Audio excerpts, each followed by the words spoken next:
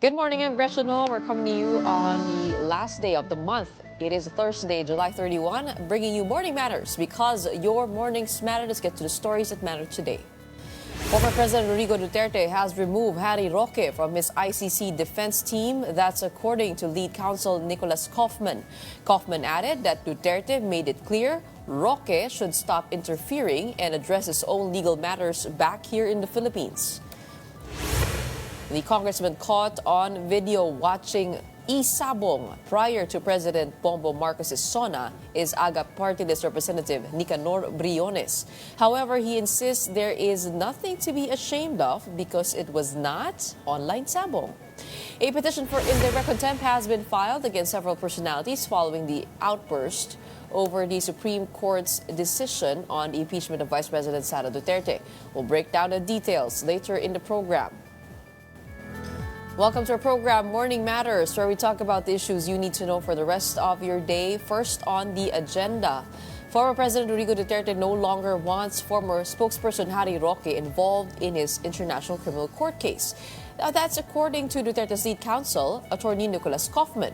In an interview, Kaufman said Duterte has made it clear that Roque should stop interfering and return to the Philippines to face his own legal issues. He also revealed Roque's attempt to sue the Dutch government, which Kaufman called a crazy scheme that could have compromised Duterte's defense. Kaufman accused Roque of undermining the legal team from the beginning, misleading the public, and pushing legal actions without proper coordination.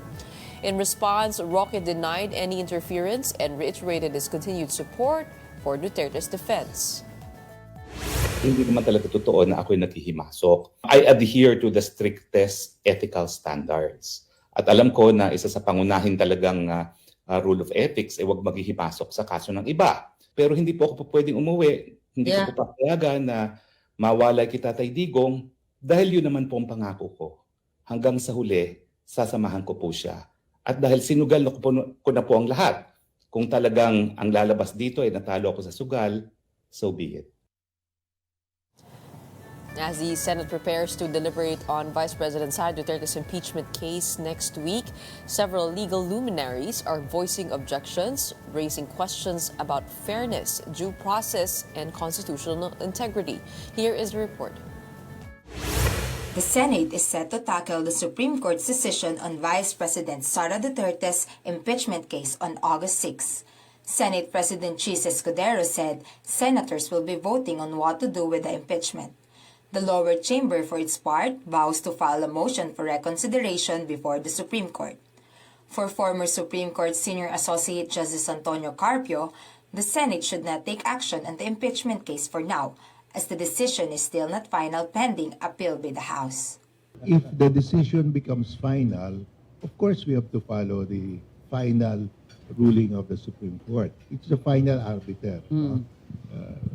Whether it's correct or not, that's the final ruling. It's only executory, but not yet final because the House still has a motion for reconsideration. Normally, you act when it's already final. Because there's a chance, because it's not yet final, there's still a chance it could be reversed or changed. Personally, though, Carpio isn't in favor of his former colleague's ruling. In particular, he questioned the part that said the articles of impeachment had no plenary vote before they were transmitted to the Senate. Recall that more than 200 or a third of the House of Representatives signed the impeachment complaint submitted to the upper chamber. So the finding of the Supreme Court in their decision that there was no plenary approval of the fourth complaint is totally wrong because that is not what the records of the House show. There was an actual action, actual vote by the plenary to send the fourth complaint to the Senate. It was even unanimous. Nobody objected. Carpio also believes the one-year bar rule isn't applicable to the fourth impeachment complaint. The Supreme Court said that the one-year bar rule started to run when the House adjourned. So when the House adjourned, the fourth complaint was already approved by the plenary and it already reached the Senate. So obviously, the 1-year bar rule cannot apply to the fourth complaint. The fourth complaint was filed on time. This was seconded by one of the framers of the 1987 Constitution, Attorney Christian Monsod. In particular, he zeroed in on a portion of the Supreme Court ruling stating that the Vice President wasn't given due process in the complaint. That happens in the hearing in the Senate. Yes. So even the basis for the Supreme Court ruling of lack of due process is wrong. Meanwhile, former Integrated Bar of the Philippines President Domingo Cayosa warned of far-reaching consequences on public accountability and constitutional integrity. He urged the Supreme Court to reconsider or clarify its ruling, suggesting the possibility of oral argument and wider judicial participation. Maganda nga yung thinking ng iba na why did you not conduct an oral argument or some suggestions it might be good for them to give the MR a chance so that for an oral argument so that everybody could hear it, assuming they will allow public oral arguments, and the full court or the other two who were not there can participate. Senate Finance Committee Chair Senator Win Gatchalian said he will push for greater transparency in the bicameral budget deliberations by live streaming the proceedings and uploading all related documents to the Senate's official website. Gatchalian added that the bicam should focus on disagreeing provisions between the House and the Senate versions. Technical committees, he said, are needed to reconcile differences in the thousands of pages of the National Expenditure Program. Gatchalian also noted that President Marcos's fourth SONA will help shape the 2026 budget. I will take it further than just opening it to the public. I will make sure, at least on the Senate side, that the documents pertaining to the budget will be uploaded to the website. What I intend to do is to limit the BICAM to disagreeing provisions. So meaning what the House did not or did propose and what the Senate did or did not propose, those are the only items that we can talk about. We cannot talk about items outside of the disagreeing provisions. The congressman caught on camera watching an e-sabong game turns out to be AGA Party List Representative Nicanor Briones. He caused a firestorm on social media for watching online cockfighting during Monday's election of House Speaker. Briones said he has nothing to be ashamed of because he never engaged in sabong nor used an e-wallet app. He added that he has forgiven those who took and uploaded his photos. The congressman said he revealed his identity out of respect to Speaker Martin Romualdez in the House, whose image has also taken a hit because of the now viral images. Totoo, hindi ako nag-sabong. Sa totoo lang, may nag-message sa akin sa Messenger. So, tinignan ko lang naman. Hindi ko naman nakalain na meron palang magkukuha ng aking mga private messages. So, nagulat na lang ako. Pero okay lang yon. Dahil malinis ang konsyensya ko, hindi naman ako nagsasabong. Ako, hindi mo ako makikita sa kahit sa sabungan. At fake news. Online sabong sinasabi. Niwala akong GCash. Niwala akong money transfer na online. Hindi ako marunong dahil old school tayo. Coming right up, authorities recover a human skull from Taal Lake based on a whistleblower's tip in the missing sabungeros case. And former OWWA Chief Arnel Ignasio faces graft charges filed by the Department of Migrant Workers. All that and more when Morning Matters returns. Keep it here on One News.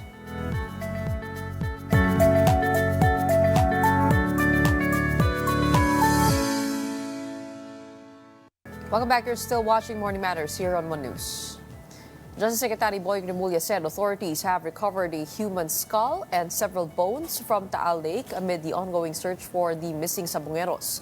Remulla said the remains were found in a location identified by whistleblower Julie Patidongan, strengthening the credibility of his testimony.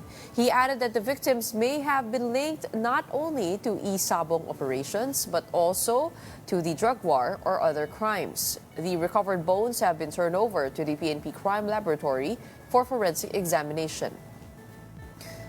Meanwhile, Fivolks has lifted its tsunami advisory following the magnitude 8.8 earthquake off the east coast of Kamchatka, Russia.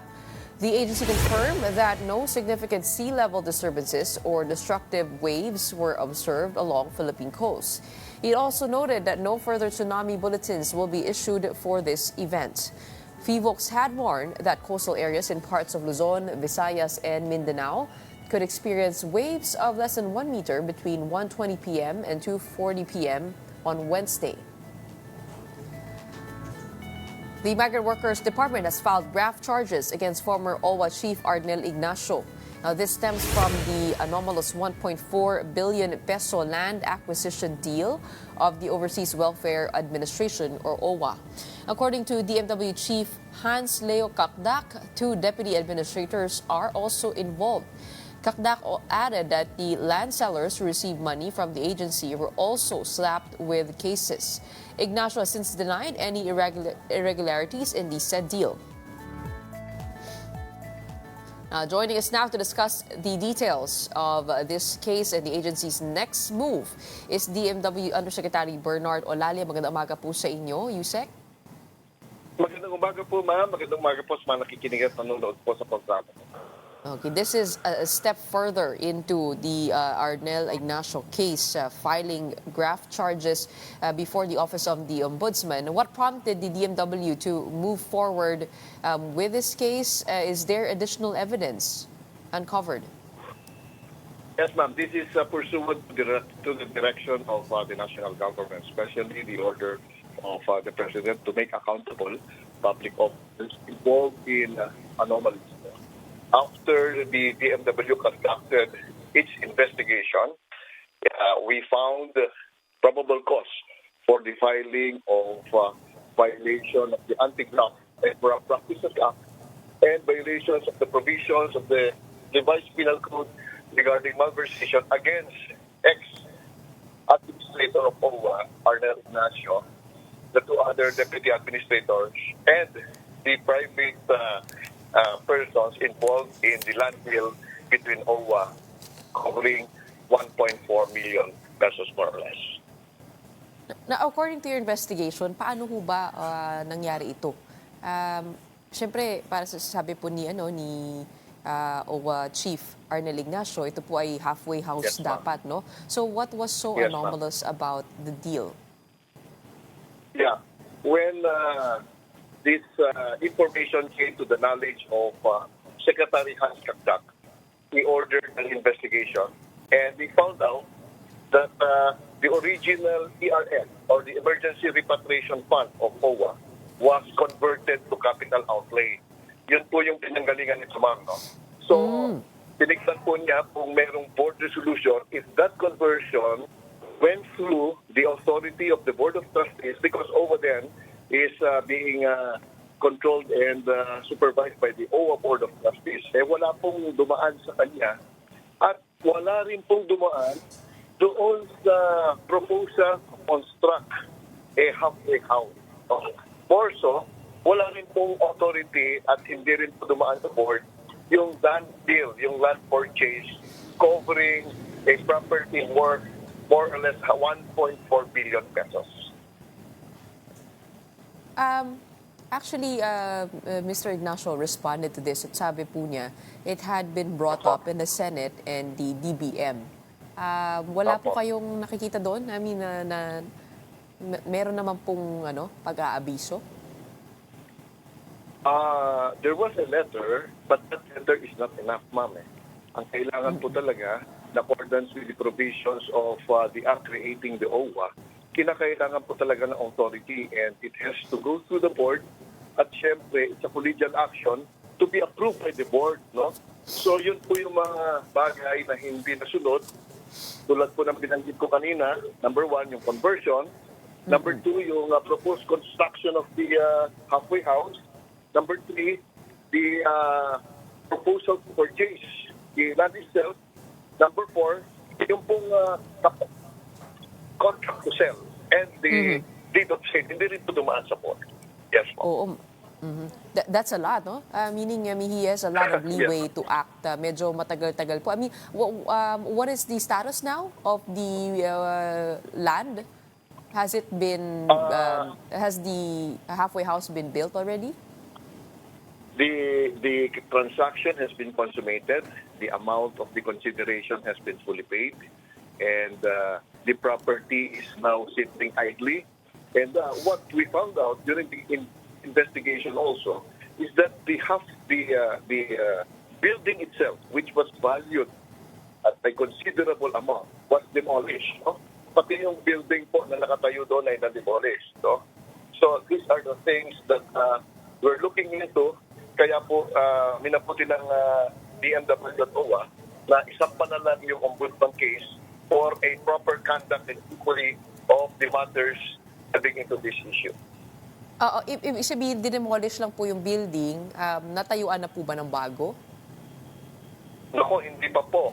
Hindi Kasi, pa? una, dadaan na naman po ulit sa board yun at wala pa pong pondo na inaaprubahan at hindi pa po, wala pa pong proposal.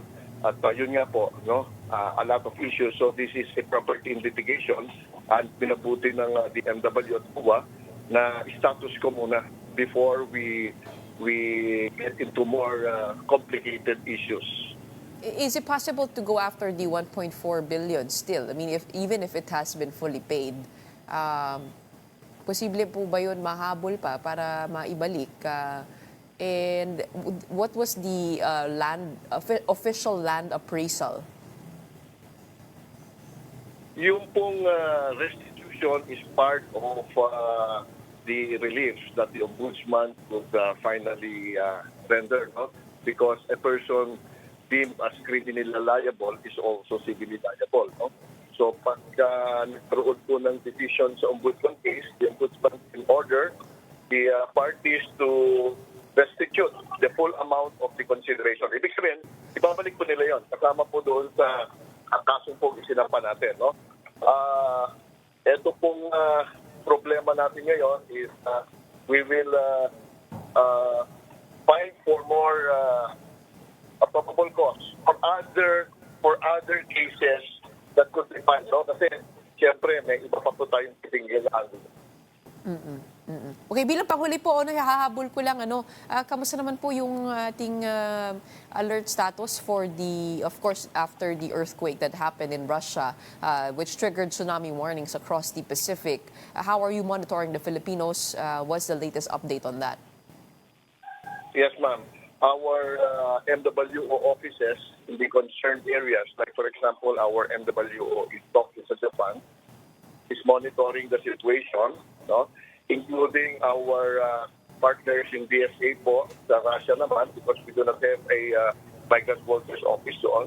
And we are taking enough precautions in order to prevent any casualty. Wala naman pong problema at wala naman pong natatapos na Pilipino doon po sa nangyaring earthquake at probable tsunami. At yung mga hostages po ng mga Houthi rebels, yung siyam na Pinoy, kamusta po? Yes, ma'am. Opo. Alam na natin na nakauwi na sa kanilang pamilya yung 8 na na-rescue po natin. Ano? And then there are still around 9 missing seafarers na ngayon nabalitaan natin at na-confirm na nasa kustodiya ng Houthi sa Yemen. No? Katunayan po nito, they have already got in touch with their respective families. Ilan po sa kanila nakatawag na at nakausap ng kanilang mga mahal sa buhay at alis po sa kanila, maayos naman po yung kanilang kondisyon. Kaya po tayo naman, ating hanay sa DMW, kinokontak po natin ang DFA at lahat ng national government para tulungan na maiwi na po sila dito sa ating bansa. What are the Houthi rebels asking for in return to be able to release them to the Philippines? In fairness to the Houthi rebels, ma'am, no? Katulad po na nangyari doon sa 17 na nauna nang napalaya, wala namang kondisyon hiningi noon at ngayon din, wala rin namang kondisyon. No? So umaasa po tayo that in due time, we will be able to successfully repatriate and bring back home the remaining missing seafarers. All right, we will keep up to date with that story there. Maraming salamat sa iyo for the updates on the issues surrounding our migrant workers. We have, of course, DMW Undersecretary Bernard Olalia. Maraming salamat po sa inyong oras.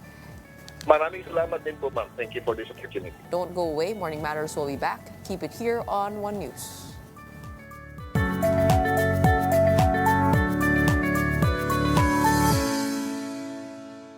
Good morning, I'm Gretchen Ho, and here on Morning Matters, we talk about the most pressing issues and give you the context behind the headlines. Several personalities are facing a petition for indirect contempt over their tirades against the Supreme Court's ruling on Vice President Sara Duterte's impeachment. Here is the report. Halata kasi na itong Supreme Court is just siding with Sara. Ako nga, dinisbar ako for a much lesser offense. Samantalang si Sara, katakot-takot na pagmumura, katakot-takot na pagbabanta ng pagpatay ang ginawa niya, hindi siya dinidisbar. After making scathing remarks against the Supreme Court's ruling that halted the impeachment trial of Vice President Sara Duterte, Gadon faces a petition for indirect contempt filed by fellow lawyer Ferdinand Topacio. Rather than back down, Gadon hit back with a taunt, challenging Topacio to a one-on-one singing competition for a cause. Gadon dismissed the petition as a publicity stunt. No one will ever be impeached from now on. Tapos sasabihin nila, kasi daw maraming complaint, allowed lang once a year. Marami yung nag-file, pero iisa lang yung dinala sa plenary. And that's what counts most. Topacio, for his part, took Gadon's challenge in stride, but insisted the issue is no laughing matter. Kaibigan ko yang si Atty. Gadon. In fact, lagi kami nagko-concert niyan. But kasamang Larry, I'm sorry, but this is no laughing matter. I am an officer of the court, and as such, isang katungkulan ko na ipagtanggol ang karangalan at reputasyon ng ating kataas-taasang hukuman. So I'm sorry, I hope we can still be friends. Sa akin, this is nothing personal. This is part of my duties as an officer of the court. Aside from Gadon, Akbayan Representative Percy Sindanya and analyst Richard Heydarian are also facing contempt petition over their comments on the Supreme Court's decision on Vice President Sara Duterte's impeachment ruling. Our next guest is one of the personalities facing a Supreme Court petition for indirect contempt. And joining us now is political analyst and columnist Richard Heydarian. Let me correct that, no? Hindi si Ferdinand Topacio ang nagkaso sa iyo, kundi si Attorney Mark Tolentino and Rolex Suplico. You and Congressman Percy Sindanya were tagged for deliberately and maliciously framing the justices as particularly, justices as beholden to President Rodrigo Duterte. What would you have to say about that? Nagulat ka ba dito? Well, good morning. Good morning. Yeah, I mean, first of all, kailangan kong gumising ng maaga. I think we have to prepare the 30,000 just in case, God forbid na. But, obviously this is just a frivolous case because I think the only material they were referring to, because I reached out to different ex-justices, there Ascuna, Carpio. I actually even reached out to the Supreme Court and tried to get an interview with them to be fair about this. I had, I think, a tweet or something like that about just the fact that, 13 out of 15 justices by 2022 were appointed by the former president. But I made it absolutely clear, including in my Philippine Daily Inquirer column this week, that just because you're appointed by someone, that doesn't necessarily mean you'll vote along certain lines. So I was very clear about that. And therefore, in my opinion, what is malicious here, what is being twisted here is my tweet and my interventions on social media and a complete, lack of attention to all of the caveats and context and everything I put there. Not to mention, I've consistently on Twitter and different platforms said, there's no point in attacking the justices, including, progressive justices like Justice Leon. And so all of this are on the record. So actually, I was surprised that they put me there. Kaya suspect ako, baka nilagay lang ako dahil maraming naasar sa mga tore, taunting ko. Diba? So that's why I find it very frivolous. But I have high hopes and high confidence in our highest court and our good justices not to bother with and to dispense with these kinds of frivolous petitions. I mean, just to be nice about it, I mean, when I was saying, like, who are these people even filing this? I mean, like, it's a gallery of rogues. Tatanungin ko nga It's a sana, gallery eh. of rogues. Yung isa, family name pa lang. Parang yung isa naman, parang, I mean, you just Google, I don't know kung may Wikipedia page yung mga tao na yun, just Google their background. And then you also had people from this, like, banned party list there. Like, I think that speaks for itself about the credibility of this whole process and all of But that. you haven't been particularly safe with your commentaries on social media, right? Ang dami mo ring mga statements there. I have statements on West Philippine Sea. I have statements on other things, but as far as the Supreme Court is concerned, while I've expressed my dissatisfaction with its implications, and I've interviewed people who have disagreed with its merit, these are legal luminaries. At the end of the day, I think I was very clear that this is not about attacking the integrity of the institution, because at the end of the day, that undermines faith in our own democracy. And I also find it the brazen hypocrisy here of certain people trying to supposedly stand for the court when in fact they also stand with the president, a former president who was directly attacking the Supreme Court back in the day, including the former Chief Justice. I mean, remember the whole co-warrant to drama and all of that. So I see a lot of brazen hypocrisy there. But, one thing I want to emphasize here, as columnists, as journalists, as, public educators, the principle of verbi legis, right? The idea that, it is not the monopoly of constitutional law experts to discuss matters of national interest, matters of Supreme Court ruling. I think all of us, as long as you can understand basic English... And it is public information. It is public information. Kung sino yung mga appointees ni Duterte. Yes, exactly. And mentioning of facts, last time I checked, is not necessarily crime. Especially when you put a caveat.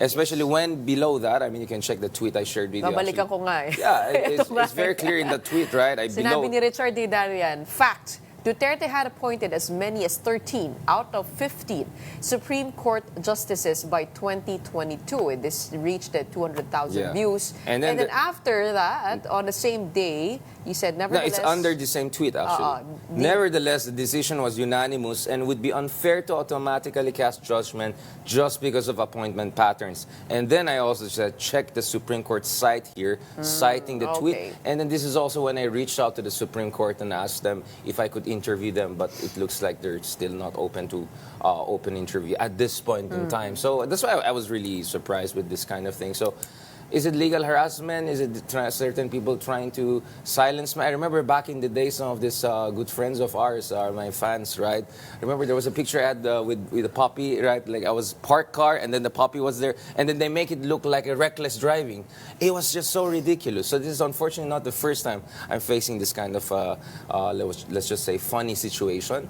But it is what it is. We're prepared to respond accordingly. But God willing, the Supreme Court, our highest court, for whom we have a lot of respect, I'm sure they won't, we hope that they won't bother with this kind of frivolous petitions. And sana naman ang mga abogado also, when they file petitions and all, they don't do anything frivolous. They responsibly use this because the concern of some people is the weaponization of petitions to create a chilling effect. That's and some correct. of us, we have the privilege to have a legal team. I mean, there's so many lawyers from all across the country volunteering to support me. There have been statements of solidarity from different parties, civil society groups, and I'm extremely thankful for that. But imagine if you're an ordinary, more ordinary than us citizens, and you don't have those kinds of privileges. Or resources to hire your legal team. So imagine the chilling effect that could have if anyone out there who doesn't agree with you will try to petition you and threaten you with imprisonment or fines, etc. So I think this is also about something bigger. So how will you respond to this? Do you have your own legal team now? Yeah. And what did they say? I mean, we have all of the evidence there of my caveats, explanation, my inquiry, but then again, I think we'll only respond if we're asked by the Supreme Court. Wala pa. And we're hopeful that the Supreme Court will not even bother with this kind of frivolous petition. Or not you, because the others medyo mas sharp yung kanilang commentary. For example, Larry Gadon said the SC was a tuta or a lapdog of the Dutertes. And at naghamon din siya kay Topacio ng singing competition. Oo. Si Congressman Percy Sandanya, ang sinabi naman niya, ano ba sinabi niya? Cuddler? Ayun, Supreme Cuddler of Sara Duterte. Well, anyway, they have their own cases to face, no? Okay, but speaking of this might be a trend that could create a chilling effect. How should we draw the line here in terms of commentary about the judiciary? And it was just, I mean, where do you personally draw the line in terms of helping them? I mean, in terms of contempt, allegations of contempt, right? Indirect contempt. Well, I mean, any personal attack and naming out people like that and all, I think maybe you're crossing into certain lines. But I think we have to understand we're actually in an exceptional situation, right? I think this came as big surprise. This decision by the Supreme Court came as a big surprise to a lot of people. The fact that you have a former Chief Justice Panginiban, a number of different justices, whether Ascuna, whether Carpio, also expressing, disagreements with the merits of this decision. Looking at the highly polarized situation, emotions are being high. I think the democracy is also, important for us to sometimes understand that when emotions are high, maybe people will say things here and there, but it's important that we recognize that and then we recalibrate from there. And then also, we don't burn bridges. And I always said, we have to learn to agree to disagree. And this Supreme Court, composed of very respectable justices and all, they're more than capable of defending themselves and more than capable of standing their ground and explaining their side. Maybe I would have loved to interview the relevant folks at the Supreme Court para naman ma-explain din nila sa taong-bayan. Kasi 97 pages yan, right? It's maybe have you read the whole thing? I didn't read the whole thing, but I read as much as possible, at least yung mga relevant provisions and all of that. Ako naman sana, for me, one thing I noticed in other democracies, mature democracies like the United States, ang daling intindihin yung kanilang saligang batas, ang daling intindihin yung English nila. Sometimes in the Philippines, the language is a little bit technical. So, to be honest, even as a journalist, someone who's supposedly proficient in the language, I've had to ask help from not only lawyers per se, but constitutional law experts to break it down. So, for me, this is also about communicating things further, siguro simplifying it. I mean, that's why I do my own vlogs, to simplify more complicated international issues. Someone said no one reads my books, but last time I checked, no one reads that newspaper or whatever it is. But, my book, for instance, on President Rodrigo Duterte, The Rise of Duterte, right, back in the day. Yes. President Duterte has a copy of that. And last time I checked, he has a triple-digit citation on Google Scholar. So I don't know about some friends who are not very appreciative of our scholarly work. But I try my best to, for instance, simplify my works. I had works with Harvard Law School. I had works with Sydney Law School, with different schools on populism, rule of law, and I try to simplify them in my vlogs and tweets and all of that. But having said that, I think the challenge also for some of us, especially people like me who are kind of in different worlds at the same time, kind of in journalism, kind of in academies, we also have to make sure that we find that Goldilocks level of communication whereby while it's engaging, it doesn't get a little bit overboard, right? So that's why, in fact, you will see as emotional and sometimes as pugnacious as I may seem, I also try to put caveats and reach out and put different kinds of contextual addendum and analysis there. Hence the next tweet to the main tweet, right? Yeah, and of course, there are columns. I mean, people forget, I don't do one thing. I do everything, right? I don't only write books that certain people are not into reading, but I also do vlogs every day. I write columns every week, not only for the major newspapers here, but also abroad. I do this, interviews, everything like that. So it's a whole body of work that I bring into picture. Yeah. I'm going to move away to another topic. I don't want to get you in trouble. Thank God. Yeah, exactly. Like I have my legal team are messaging me, you're talking too much. You might get yourself... Okay. Punta natin yung SONA. Nandun ka. Yes. How was it? How was the experience like? What were your observations? Right. I mean, throughout the years, I've observed SONA in different capacities. First, as a very humble staff in the Congress. This is during the Pinoy's time. And then, of course, as a resident analyst for the other two big networks. During Digong's time, that was quite challenging. This one was interesting because I felt it was not only an echo of Pinoy, yung 95% at least Filipino language, yung statesman-like and all. I thought it was even more like Bam Aquino. You know what I'm saying? I'll tell you why. And difference. Because if you look at the argument of progressives like Bam Aquino is that, okay, there are all of these contentious, polarizing issues we can discuss. Pero unahin muna natin yung mga gut issues, mga issues na malapit sa puso at puso't ng tao, no? And if you look at the speech of the president, it was like almost entirely about education, and then food security and healthcare, right? So the president was stealing thunder maybe from Malasakit of Bongo, but at the same time, I could see, you know, because I was watching actually Bam and Kiko very much. Like, what would be? They seem to be like, you know, like I think they were feeling it. Especially Bam. I mean, he was sticking out his head and listening. And I think in his own interviews afterwards, he seemed to have been appreciative enough about what the president was doing. So, yes, the president did not address the contentious issue, whether this is the Supreme Court ruling, whether it's the impeachment, ICC issues, our impeachment, even West Philippine Sea, he didn't mention, because I think the strategy there was to say, i-freeze muna natin mga contentious political issues, focus muna tayo dun sa mga basic needs ng ating mga kababayan. But it seemed to and be from a there, we can build my 180-degree legacy in the right? next 3 years. From what this administration has been communicating. Actually, baka hindi naman nila kasalanan, but also the media cycles around this administration have been centered on the more political issues and the divide. But were you satisfied with what you heard in terms of the social services, in terms of the gut issues? Some would say there were not enough results. I mean, we're in the midterm of his administration, well, right?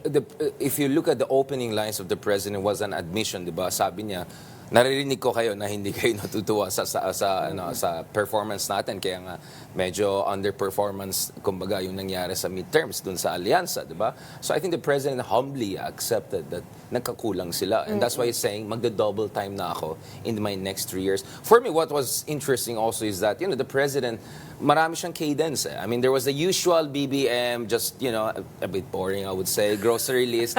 But there was also this funny BBM. He starts about, it suddenly talks about our athletes, you know, people's champ, this and that, and then suddenly, and our new boxing champion. Yeah, the man of the hour, you know, who was also on this show, you know, the other month. So, he was able to switch in between different kind of cadence and all, and I think, but he ended on quite a strong note. Yung maya naman kayo, di ba? Yung na-real talk niya, yung flood control projects talaga. Correct. What we want sana is hindi lang monitoring, sana may criminal liabilities kung talaga meron na proof na talaga may kalokohan na nangyari dyan, because it's a matter of life and death. If the flood control projects are really faulty and fakey, right? People are gonna die, right? And people may have already died because of that. So I want to hear more from the Department of Justice, from other relevant agencies. So kumbaga, marching order yung SONA eh. Hindi naman yan ang buong blueprint eh. So what I want to see is from relevant agencies, give us details on things that the President mentioned. And I think the fact that the President talked a lot about education and all was kind of a subtle dig at former Education Secretary Sara Duterte to say, ngayon na may bago tayo, may maayos tayo na Secretary of Education, magkakaroon tayo ng tunay na pagbabago. Hey, Richard, we don't have a lot of time. Just one final question. I had Guido David and Cleve Arguelles here. And we, somehow, you know, in the analysis, parang it seemed the President was moving away from, yun nga, yung more contentious issues, being very careful and calculated with the Duterte base. Impeachment, ICC not discussed. Pero parang mas tinirapan niya yung mga kaalyado niya. I mean, with budget issues, for example, the House Speaker being embroiled in this. Where do we find House Marcos now? Well, I don't know about Amy Marcos, but it's like when you say House of Marcos, like which Marcos, which branch we're talking about? The Speaker, I guess. Toby Chanco not voting for the Speaker. No, my point is, the President has to accept that there's a certain section of society, let's just call them core Duterte supporters. Sunog na yan. He's never going to win them over. In fact, if anything, they're completely on the other side. So why was he careful if he's never going to win them over? So I think the best he can do is to win over progressives, non-partisan Filipinos who are concerned about corruption, about transparency, about accountability, and siguro by a little bit making some of his allies punching bag, he's trying to win over those people. Because anyway, you have to stick with me and you need me for the next 3 years, but those other guys, I need to win them over. Maybe I cannot give them what they want on ICC, ICC or on SARA impeachment issues. I'll try to keep away from those issues, but I'll give them other things. Accountability, anti-corruption. Kaya, di ba, ang dami nag-post about Pinoy na parang this sounded like a very anti-corruption reformist speech. Ironically, like some would say, from a Marcos, right? But I feel that was the subtle strategy of winning over. Kasi nakita ko maraming pumapalakpak. Some of them were civil society leaders who were not necessarily either DDS or loyalists or with the administration, but they were happy enough with it. So I think that was a subtle strategy to win over the neither Duterte nor Marcos-based people who are just sick and tired of corruption and anomalies and these fakey flood control projects. Nakita mo ba yung nag-iisabong? Yung isang actually I was ang dami kong tinitignan doon sa baba ano yung mga pinagagawa nila so echosera ako Okay, zoom lang maraming salamat sa iyo, Richard Heydarian. We hope we did not get you in trouble this morning, but thank you so much for explaining your side here on Morning Matters as we and thank you for giving me an opportunity. We probably should get the other side here. No? Thank you for your attention to this matter. All sides, all the time. Don't go away. More matters discussed after a quick break. Keep it here on One News.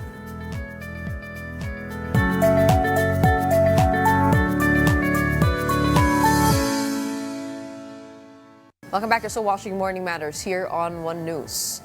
Filipino-American legislator Luz Bay is making her mark in New Hampshire as a strong voice for inclusion, equity, and public service.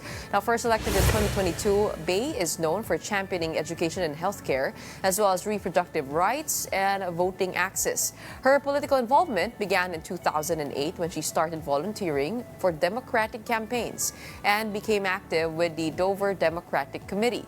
She later served on the New Hampshire Democratic Party's Platform Committee before running for office. Bay holds a PhD in educational measurement and statistics and has spent nearly 30 years working in educational assessment. She is also a 3-time cancer survivor and describes herself as a pro-choice Catholic. Let me say it clearly. I am here because I belong here. My constituents in Strafford County District 21 elected me under the same laws with the same legitimacy as anyone in this room. My birthplace does not make me less American. My accent does not disqualify me from public service. And my identity as Filipino-American does not make me a guest. In that video, Bay shared that a Republican colleague told her to go home to the Philippines after she delivered a speech commemorating Philippine Independence Day. In her remarks, she referred to the Philippines as her home country, a statement that prompted another lawmaker to question her right to serve. To talk more about her journey and what drives her work in public service, we have her here in the studio, New Hampshire State Representative Luz Bay. Good morning. Welcome to Morning Matters. Good morning. Thank you. Thank you for having me. To be honest, I was watching that video and I wanted to cheer on for you and defend you, diba? Yeah, it was actually great because I didn't realize that it went viral, and it went viral among Filipino communities. And there are TV channels such as yours that put it on their own TikTok or Instagram pages. And I woke up the next morning, and my sister's actually visiting me in New Hampshire. And so she woke up and she said, "Oh, my friends are asking me if this was you." And it's like, oh my God, I did not realize. Then I started looking, and I didn't realize there's so much support. There's so much support of me. There's so much support of Philippine Americans, and everybody's cheering on. Yes, that's what you had to say. And making this statement about, like, unless you're indigenous, you really are immigrant or family Indigenous of American, Indigenous right? Americans, Oo, yeah. Pare-pareho lang tayo in Absolutely, short. absolutely. So that's the point that was made. So it's like I was speaking the silent part because everybody was thinking it, everybody agrees, at least in my camp, but no one was saying it. So when I said it, everybody was cheering me on. And even my community in Dover, New Hampshire, a lot of people came to me and saying, "Oh my God, that was the best speech that I've ever heard in a while," and I cry every time I hear it. And It was really I good. know. But tell us more about the context of that speech, no? I mean, moving away from just the lawmaker telling you to go home because of the commemoration of the Philippine Independence Day. Have you been long experiencing some form of Asian hate or discrimination? Not quite, because I have been in the educational assessment field, and believe it or not, because it's a quantitative field, a lot of people are actually Asians. So I am among Asians. Now, as far as there might be systemic discrimination because we work for testing companies, and the higher ups of the testing companies are not Asians mostly. So is there a systemic discrimination? Maybe, but in our work, because we're mostly Asians, then we have a lot of cooperation and we get our work done and so forth. But I can say that. I have two grown children, and I remember my daughter was telling me that one time she was coal rolled. And I don't know if you're familiar with coal rolling. So some people will rig their trucks so that it'll blow a black smoke to people who are environmental. Like, oh, you're driving by a Prius, and then they'll blow black smoke on the Prius. So one time she was driving a Volvo convertible, and there's nothing, it's not an environmental car, but she was coal rolled, and the only thing that we can think of was actually because she looked Asian. So we don't know. It's a hypothesis. Okay. Yes. Okay. I myself have experience. I mean, when I went to New York, but that was right after the pandemic in 2022. But that's for a different interview altogether. No, you have had a long experience in educational assessment and psychometrics.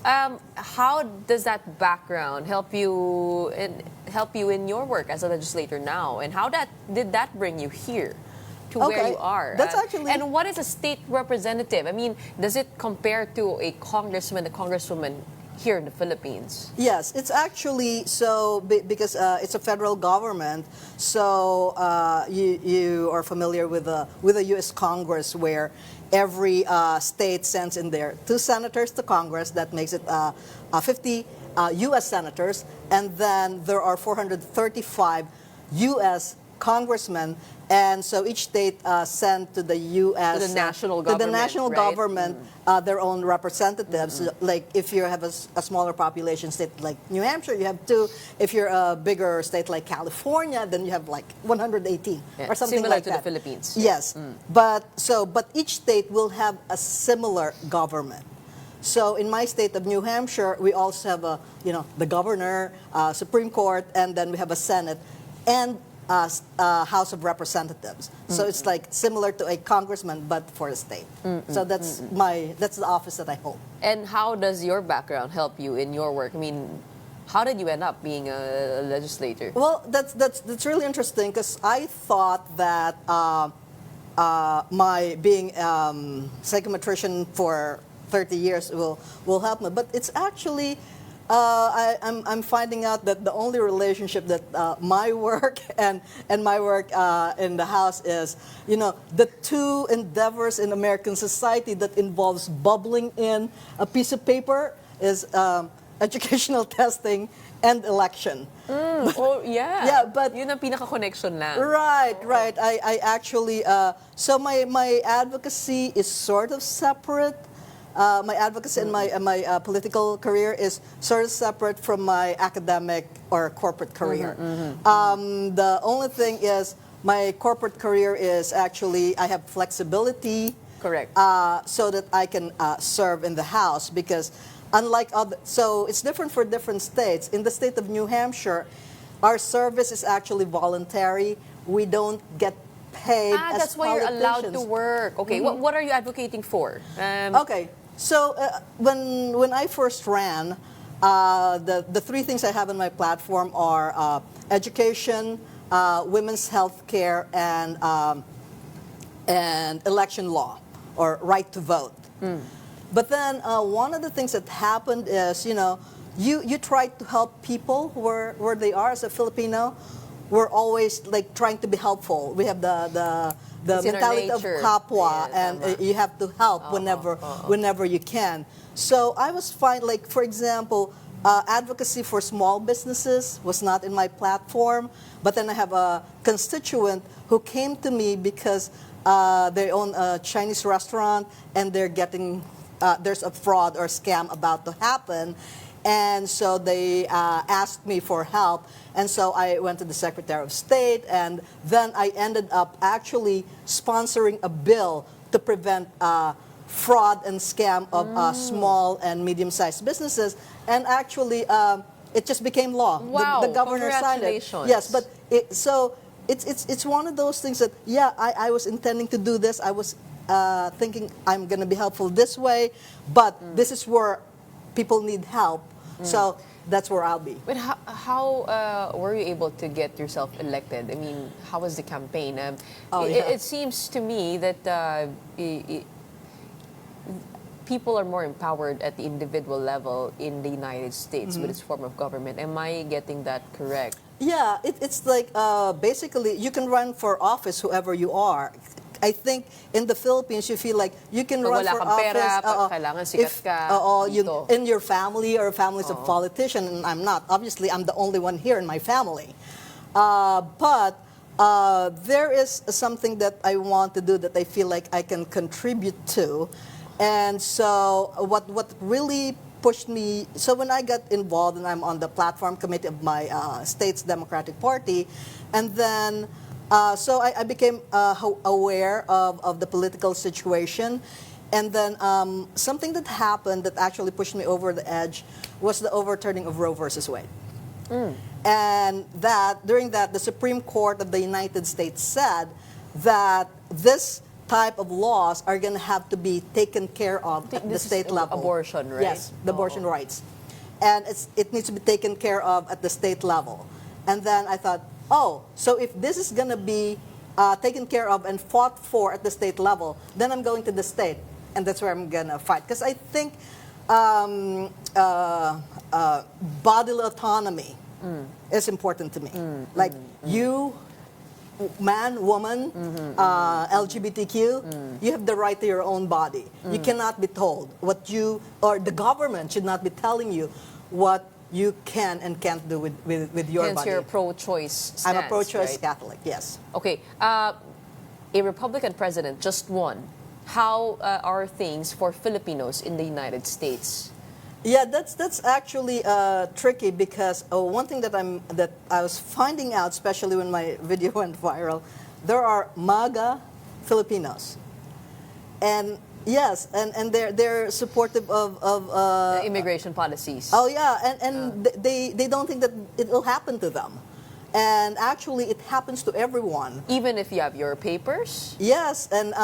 Actually, there was someone, he's a school superintendent in the state of Vermont. He went home to his home in Guatemala. On his way back, he was held and interrogated for hours, even with his own papers. And even me coming here, my son, who's a third-year law student, was actually, Mommy, I'm really concerned about you going to the Philippines. You might not be able to come back. And I said, you know, I'm a citizen and I have my papers. It's like, I have my passport book, I have my passport card, I have my global entry. And he said, I talked to the immigration lawyer in my firm, and he said, whatever certification that you have to show that you're a citizen, you should also bring that. I'm like, oh, so I was naturalized in 2002, so I have to look for my, just to make my son feel comfortable. Is to bring that, because it is happening to So how to are you everyone. taking care of the Filipino community there and pushing back on this? I mean, it does need to have its boundaries in terms of implementation. Right. And actually, it's not just the Filipino communities. It's everyone, the whole immigrant population. So for all the Democratic representatives in New Hampshire, we're all in this together. So right now, they're actually put some immigration agents who will go to like a Mexican restaurant and then start arresting people, whether they're citizens or non-citizens, or some people who are doing their reporting to the immigration office. And when they report, they just arrest them. So we have to be vigilant. So we actually try to send our people and send the ACLU lawyers and state representatives are there alerting everyone. And for me, I have alerted all my congressmen and my senators that I'm here, and if I get in trouble coming in, I'm calling them. I forgot, this was supposed to be my first question, pero bakit ho kayo nandito? Yes. Pa ba kayo manangalog? Galing kayo Batangas, ano? Oo. Pero actually, I'm here, and I have to say that the previous guest was talking about SONA. Yes. I didn't listen to SONA because I was jet-lagged and I was sleeping. But EDCOM 2 recommendations, they released this list of EDCOM 2 recommendations. And may I read it? Because the second bullet said, review the Department of Education's learning remediation program and ensure proper targeting, prompt support, and proper assessment of students that require urgent intervention with a focus on those lacking foundation competencies. And my friends are actually here, and they are edupreneurs, and they are trying to help the Philippines to change the way that students learn, and to measure the actual change requires proper assessment. And I have that expertise, and I'd like to give back because this country has given so much to me. Well, we're happy to have you back. Thank you. And happy to know that you're fighting for, two sides, right? Yes. You being an American now and still being very much a Filipino. And absolutely, it could go together. And that's very well. actually, when we go to the United States and we become citizens, we don't give up being Filipinos. We don't give up our culture. We actually bring it to assimilate the culture to make it part of the American diaspora. And, because we're all in this together. We're citizens of the world. Now let that go viral. Okay, maraming salamat sa'yo thank you so much for joining us today. We have Representative Luz Bay from New Hampshire sharing with us her journey. And that wraps up today's episode of Morning Matters. We hope we've given you the right start to your morning. Let's go ahead and make the day matter. My name is Gretchen Ho. We are One News, all sides, all the time.